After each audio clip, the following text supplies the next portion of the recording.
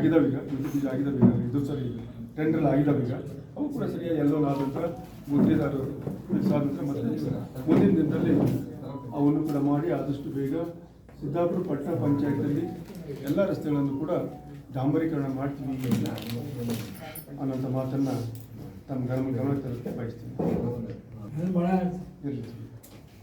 ಅನುದಾನಕ್ಕೆ ಎಲ್ಲ ಭಾಗ್ಯ ಕೊಟ್ಬಿಡ್ತಾರೆ ಅಂತಂದು ಭಾಗ್ಯ ಕೊಟ್ಟಿದ್ದರಿಗೆ ನಮ್ಮ ರಾಜ್ಯದಲ್ಲೂ ಕೂಡ ಜನ ಭಾಳ ತೃಪ್ತಿಯಾಗಿದ್ದಾರೆ ಅನ್ನೋಂಥ ಮಾತು ಒಂದು ಕಡೆ. ಆದರೆ ನನ್ನ ಕ್ಷೇತ್ರಕ್ಕಂತೂ ಯಾವುದೇ ರೀತಿ ಹಣ ತೊಂದರೆ ಆಗಿಲ್ಲ.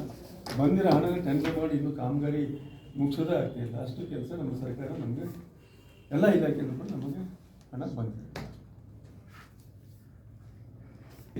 ಗ್ರಾಮ ಸಭೆಗಳನ್ನು ನಾನು ಮಾಡ್ತಿದ್ದೇನೆ. ನಾನು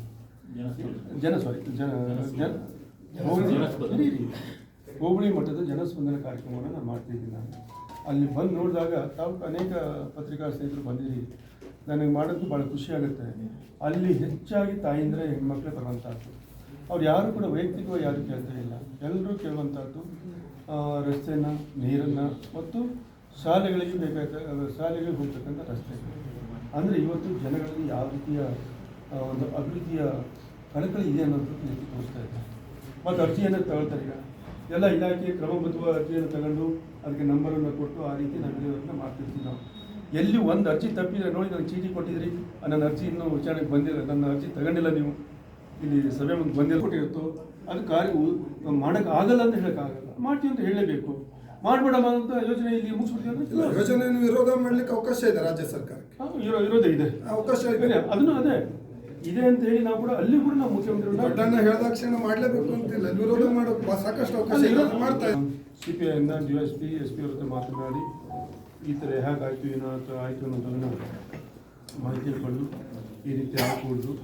ನಮ್ಮ ಇಲಾಖೆಯಲ್ಲೂ ಕೂಡ ಏನಾದ್ರು ಲೋಪ ಇದ್ದರೆ ಅಲ್ಲಿ ಕೂಡ ಕ್ರಮ ಆಗಬೇಕು ಅಂತ ನಮ್ಮದು ಅಲ್ಲೂ ಕೂಡ ಕ್ರಮ ತಗೊಳ್ಬೇಕಾಗುತ್ತೆ. ಮತ್ತು ಯಾರು ಈ ಥರ ಬಂದು ಅಲ್ಲಿಂದ ಹೊರಡಿಂದ ಬಂದು ಈ ಥರ ಬಳಕೆ ಮಾಡಿ ಕೊಲೆ ಹಂತಕ್ಕೆ ಬರುತ್ತಂತಂದರೆ ನಾವು ಎಲ್ಲಿದ್ದೀವಿ, ನಾವು ಯಾವ ಸ್ಥಿತಿ ಹೋಗಿ ಮುಟ್ತಾ ಇದ್ದೀವಿ ನಾವು.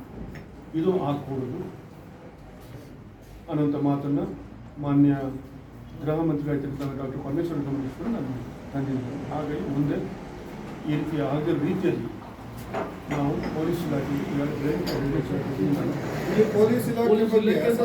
ಮಾನ್ಯ ಮುಖ್ಯಮಂತ್ರಿ ಮತ್ತು ಮಾನ್ಯ ಉಪಮುಖ್ಯಮಂತ್ರಿ ಇಬ್ಬರು ಕೂಡ ಹೈಕಮಾಂಡ್ ಏನು ನಮಗೆ ಇದು ಬದ್ಧವಾಗಿದ್ದೀವಿ ಅಂತ ಅವರು ಕೂಡ ಹೇಳ್ತಾರೆ. ಈಗ ಆ ರೀತಿ ನಮ್ಮ ಪಕ್ಷದಲ್ಲಿರ್ತಕ್ಕಂಥ ಎಲ್ಲ ಶಾಸಕರು ನೀವು ಅಷ್ಟೇ. ಇವತ್ತು ಮುಖ್ಯಮಂತ್ರಿಗಳು ಹೇಗೆ ಗೌರವನ ನೋಡ್ತೀವೋ ಅದೇ ರೀತಿ DK ಶಿವಕುಮಾರ್ ಅವರು ಕೂಡ ಅದೇ ಗೌರವನ ನೋಡ್ತಿದ್ವಿ. ಅವರಿಬ್ಬರು ಕೂಡ ನಮ್ಮೆಲ್ಲ ಶಾಸಕರನ್ನು ಕೂಡ ಅವನ ಮೇಲೂ ಇವನ ಮೇಲೂ ನನ್ನ ಪರ ಇವನ ಪರ ಅನ್ನೋಂಥ ಯಾವುದೇ ನಮ್ಮಲ್ಲಿ ಭಿನ್ನಾಭಿಪ್ರಾಯ ಆ ನಾಯಕರು ಕೂಡ ನಮ್ಮಲ್ಲಿ ತೋರಿಸ್ತಾ ಇಲ್ಲ. ಆಗ ನಮ್ಮ ಇಬ್ಬರು ಕೂಡ ಅಂತರ ಕೊಡ್ತಾ ಇದ್ದೀವಿ. ನಿನ್ನೆ ಹೋದೆ, ಮತ್ತು ನಿನ್ನೆ ಇವರು ನಮ್ಮ ಜಾರಕಿಹೊಳಿ ಸಾಹೇಬ್ ಸ್ವಲ್ಪ ಮದುವೆ ಗಂಟು ಬಿದ್ದಿದ್ದೆ. ನಿನ್ನೆ ಸಹ 7 ಕೋಟಿ 45 ಲಕ್ಷ 7 ಕೋಟಿ 35 ಲಕ್ಷ ಕೊಟ್ಟು ತಗೊಂಡು ಬಂದೆ ನಾನು. ಹೀಗೆ ನನಗೆ ಎಲ್ಲರೂ ಚೆನ್ನಾಗಿ ಮಾಡ್ತಿದ್ದರು. ನನಗೆ ಅವರಿರೋ ಅಂತೆಲ್ಲ ಮುಖ್ಯಮಂತ್ರಿ ಇರ್ಬೋದು, DK ಉಪಮುಖ್ಯಮಂತ್ರಿಗಳು ಇರ್ಬೋದು, ಎಲ್ಲ ಮಂತ್ರಿಗಳು ಇರ್ಬೋದು, ಯಾರು